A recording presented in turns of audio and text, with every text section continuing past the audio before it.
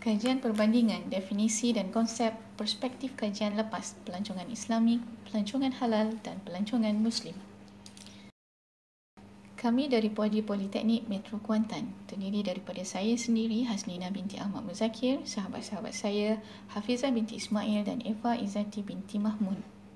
Memetik ucapan ringkas Menteri Pelancongan, Seni dan Budaya.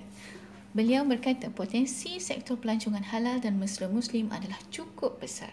Selain mampu menjadi pembawa perubahan kepada industri pelancongan dunia, ia juga mampu menjana pendapatan lumayan selain mencipta peluang pekerjaan serta perniagaan bagi penduduk setempat.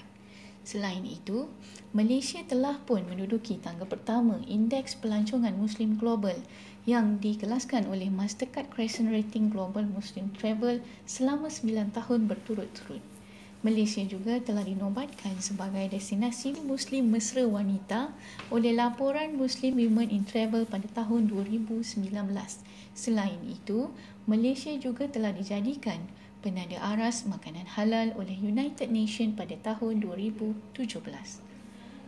Industri ini telah menjana pendapatan yang lumayan sebanyak 16.72 bilion pada tahun 2019. Jika pelancongan Islam berkembang di serata dunia dengan wujudnya penubuhan Organisation of Islamic Conference atau OIC pada tahun 1969, di Malaysia pula, penubuhan Islamic Tourism Centre atau dikenali sebagai ITC pada tahun 2009 telah merancangkan lagi pembangunan pelancongan Islam di Malaysia. Sejak itu, industri ini terus pesat membangun hingga meletakkan negara ini sebagai destinasi impian para Muslim di serata dunia. Ramai pelancong Muslim dari negara luar menjadikan Malaysia sebagai destinasi idaman untuk percutian halal mereka. Ini adalah kerana Malaysia sememangnya menyediakan infrastruktur mesra Islam yang terbaik. Seiring dengan pengiktirafan agama rasmi di Malaysia itu sendiri adalah agama Islam, sebahagian besar penduduk Malaysia juga adalah penganut agama Islam.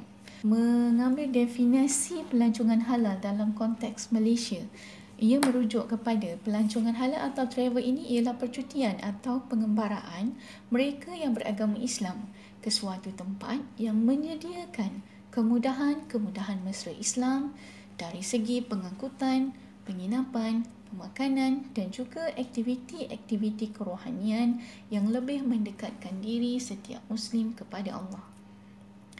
Lebih-lebih lagi, Islam itu sendiri sangat menggalakkan umatnya untuk pergi melancong bagi melihat sendiri keagungan dan keindahan ciptaan Tuhan di seluruh alam.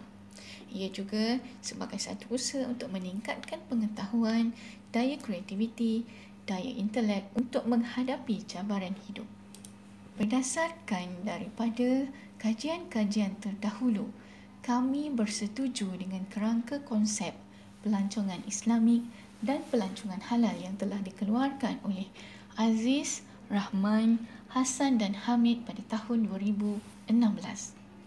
Kerangka tersebut menerangkan bahawa pelancongan Islam merupakan satu titik proses bermulanya perjalanan seseorang individu, dan ia menyatakan bahawa perjalanan yang dilakukan oleh individu itu adalah bermula dengan niat atau motivasi, sama ada dengan tujuan spiritual atau sosial.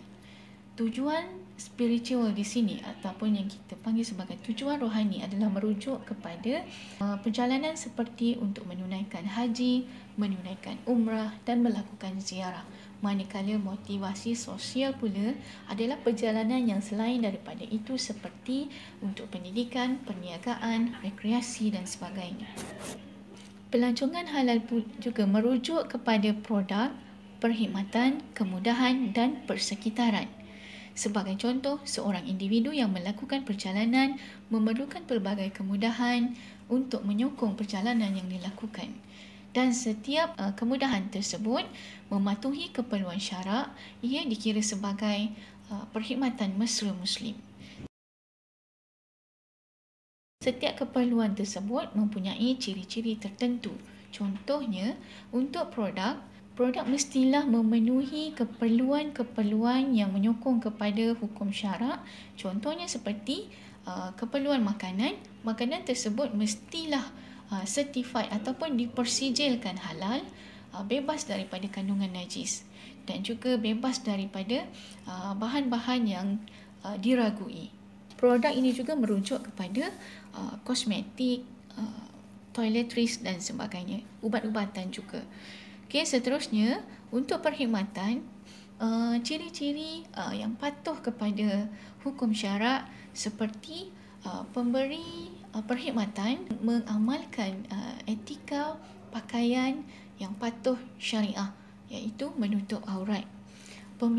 Pengasingan kemudahan yang disediakan, contohnya spa, kolam renang, gimnasium dan sebagainya. Pengasingan antara lelaki dan perempuan. Okey, seterusnya fasiliti. Okey, fasiliti atau kemudahan di sini merujuk kepada kemudahan-kemudahan untuk melakukan ibadah.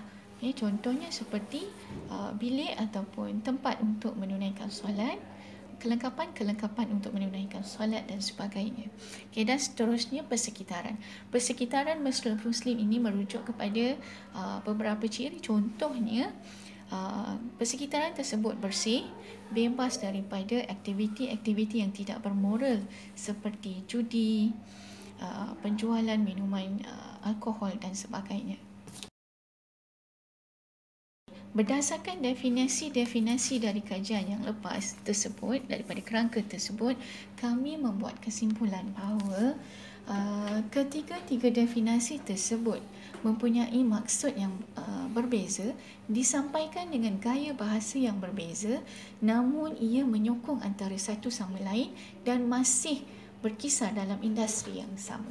Jadi kami telah pun mengeluarkan satu rajah yang baru untuk menceritakan semula definisi tersebut berdasarkan kerangka yang telah kami persetujui tadi. Okay, dari kerangka tersebut kami simpulkan dia dalam gambar rajah berbentuk bulatan, 3 lapis bulatan yang bertindih, yang mana bulatan pertama adalah Islamic tourism ataupun pelancongan Islamik, yang mana bermulanya perjalanan untuk melakukan aktiviti pelancongan tersebut berdasarkan daripada motivasi ataupun niat yang telah dibentangkan tadi. Dan bulatan yang kedua merujuk kepada halal tourism, yang mana mempunyai 4 elemen atau ciri yang telah kita kelaskan berdasarkan kerangka tadi, iaitu produk, perkhidmatan, kemudahan dan persekitaran.